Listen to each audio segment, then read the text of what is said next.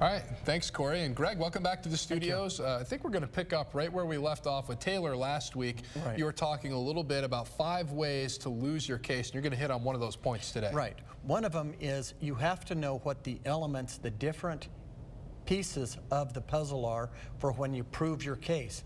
Every case has a list of things that you need to prove, and if you fail to prove any one of those, then you lose your case.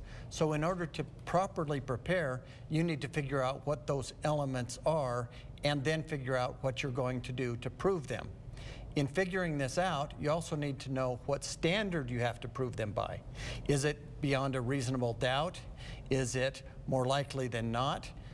So then you can start planning what evidence you need and how you're going to address each one of those things. The elements are very specific for things like a negligence case. Did the person have a duty to do something, a responsibility? Did they fail to do that duty? How are you going to prove that they failed to do that? Did what they do cause you the injury? We've talked about that a number of times. Right. That's one of the main things that's going to get fought. And then, what's this worth? If you fail to prove any one of those, you lose your case. In criminal cases, they have elements also. The defendant gets to get on trial.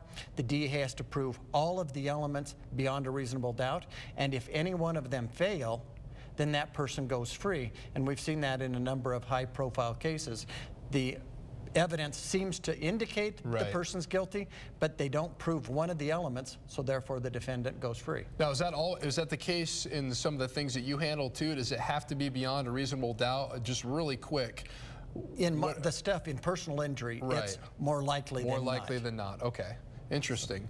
So that's a pretty interesting dichotomy there, and it's one of those ways and one of those major things you really need to stay on top of.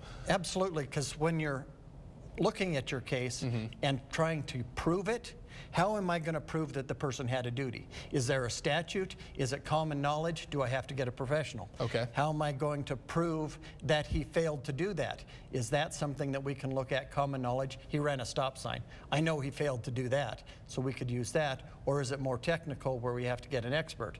If it's something you need an expert and you don't bring in the expert, you don't prove that element, you lose your case. All right, Greg, some great information there. And folks, if you have any questions, I encourage you to give Greg a call. His phone number is on your screen. Thanks for being here today. Thank you. And stick around. I've got my full weather forecast coming up.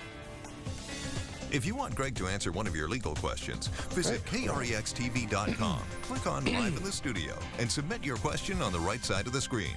Watch Greg's segment every Wednesday on News Channel 5 at noon.